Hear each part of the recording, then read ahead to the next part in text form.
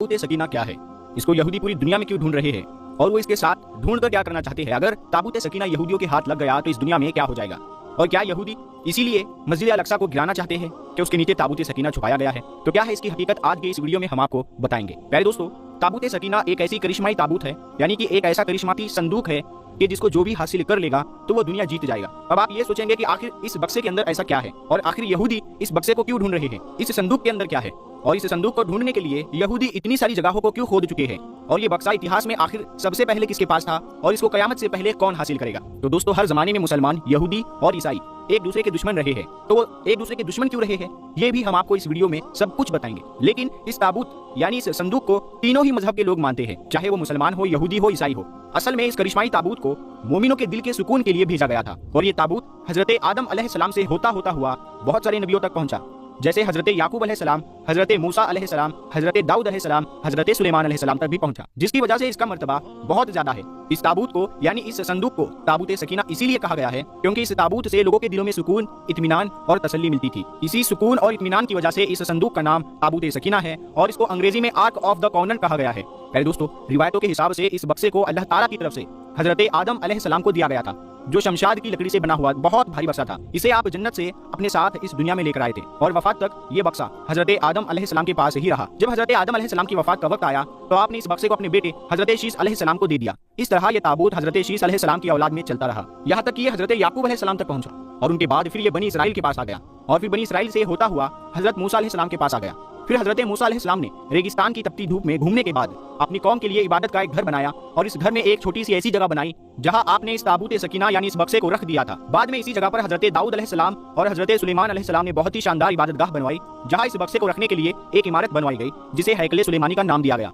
ये इमारत जिन्नातों की मदद से बनवाई गई थी, जिसमें कीमती पत्थर, याकूत, जुमुर्द, सोने चांदी के तख्तियों की दीवारें थी। इस हैकल में चमक और रोशनी इस तरह थी कि रात में भी रोशनी की जरूरत नहीं पड़ती थी और जिस खास कमरे में ताबूत को रखा गया था उसका नाम अल कुद्स था। सवाल ये उठता है कि इस ताबूत यानी बक्से में आखिर ऐसा क्या था कि जिसको बनी इसराइल बहुत ही मुकद्दस मानते थे। तो दोस्तों, दरअसल इस बक्से में पैगंबरों के तबर्रुकात थे, उनकी यादें थी, जिनमें लोहे कुरानी और ओरिजिनल तौरात किताब और वो बर्तन जिस पर बनी इसराइल के लिए जन्नत से खाना आया करता था, हजरत यूसुफ अलैहिस्सलाम का कुर्ता, हारून अलैहिस्सलाम का जुब्बा, मूसा अलैहिस्सलाम की लाठी और अमामा और हजरत सुलेमान अलैहिस्सलाम की अंगूठी थी। इसके अलावा भी बहुत सारे पैगंबरों की यादें थी। ये बक्सा बनी इसराइल के लिए बहुत ही बाबरकत थी। बनी इसराइल जब काफिरों से जंग करते थे और दुश्मनों की बड़ी बड़ी फौजों को देखकर डर जाते थे और जब उनके दिल की धड़कनें तेज हो जाया करती थी तो वो उस ताबूत को अपने आगे रख लेते और इस ताबूत से ऐसी बरकतें और रहमतें निकलती कि बनी इसराइल के जवानों के दिलों में सुकून और इत्मीनान पैदा हो जाता और उनके कांपते हुए दिल चट्टान की तरह मजबूत हो जाते और इस तरह वो हर जंग में जीत जाया करते थे। इसके अलावा जब कभी बनी इसराइल पर कोई मुश्किल या मुसीबत आती तो वो इस ताबूत को अपने आगे रखकर उसके जरिए दुआ करते तो उनकी दुआएं कबूल हो जाया करती थी और हर मुसीबत टल जाती थी। और जब तक ये ताबूत इसराइलियों के पास रहा,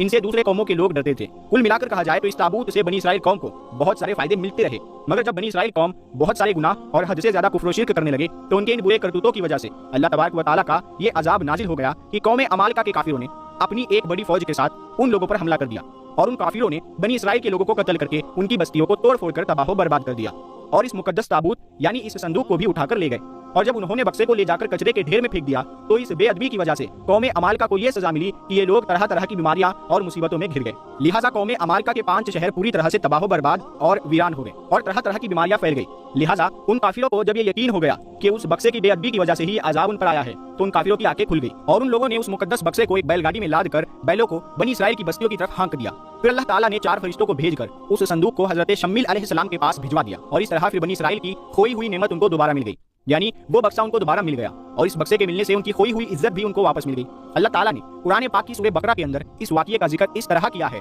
और उनसे उनके नबी ने फरमाया कि उनकी बादशाही की निशानी ये है कि तुम्हारे पास वो संदूक आ जाए जिसमें तुम्हारे रब की तरफ से दिलों का चैन है और कुछ बची हुई चीजें हैं और मूसा अलैहिस्सलाम और हारून अलैहिस्सलाम की छोड़ी हुई चीजें हैं, इसे फरिश्ते उठाए हुए लाएंगे। बेशक इसमें बड़ी निशानी है तुम्हारे लिए अगर ईमान रखते हो। लेकिन दोस्तों, यहूदी कौम इतनी बुरी कौम थी कि वो हर जमाने में किसी न किसी बुराई में लग ही जाती थी। खैर, जब वो दोबारा कुफ्र और शिर्क करने लगे तो अल्लाह ताला की तरफ से अजाब की शक्ल में एक जालिम बादशाह बख्त नसर ने यरूशलेम शहर में उन पर हमला कर दिया और शहर को पूरी तरह से तबाह बर्बाद कर दिया। इसको आग लगा दी और 5 से 6 लाख यहूदियों को कत्ल करवा दिया। इन तबाहियों की वजह से ताबूत सकीना कहीं गायब हो गया और आज तक ये पता नहीं चल पाया कि ताबूत सकीना कहाँ चला गया। यहूदी कौम के कुछ माहिर लोग इसकी तलाश में आज तक लगे हुए हैं ताकि वो इसको ढूंढकर अपनी उस इज्जत को वापस पा सके जो उन्होंने खो दी है। खैर दोस्तों, ताबूत सकीना आज कहाँ है, इसके बारे में बहुत सारी अलग अलग राय मिलती है और अलग अलग अंदाजा लगाया जाता है। कुछ कहते हैं कि बख्ते नसर के हमले के बाद उस ताबूत को अफ्रीका ले जाया गया था और वहाँ इथोपिया के एक चर्च में उसे रख दिया गया जहाँ वो आज भी मौजूद है। कुछ लोगों ने लिखा कि जापान की पहाड़ियों में किसी बादशाह ने इस ताबूत को दफन करवा दिया था। मशहूर आर्कियोलॉजिस्ट रॉन वायर्ड का कहना है कि ये अरब मुल्क के किसी हिस्से में मौजूद है, जबकि एक अंदाजे के हिसाब से ये संदूक हजरत सुलेमान अलैहिस्सलाम के महल में कहीं दफन है जो फिलिस्तीन में आज भी गुम है, जिसकी खोज यहूदी काफी वक्त से कर रहे हैं। इस महल की बुनियादों को आज भी ये यहूदी ढूंढने की कोशिश कर रहे हैं, जिसे हैकल सुलेमानी कहते हैं और ज्यादातर इसको सोलोमन टेम्पल के नाम से जानते हैं। दूसरी तरफ मुस्लिम उलमा के भी बहुत से राय मिलते हैं। कुछ के नजदीक ये ताबूत सूफियों के पास है जो हर जमाने में एक के बाद एक उनके पास पहुंचती रही है, और अहले तशी यानी शिया लोगों का कहना है कि ये ताबूत अहले बैत के इमामों के पास रहा। उसके बाद ये ताबूत इमाम मेहदी अलैहिस्सलाम को विरासत में मिल गया, जिसको आप क़यामत से पहले अपने साथ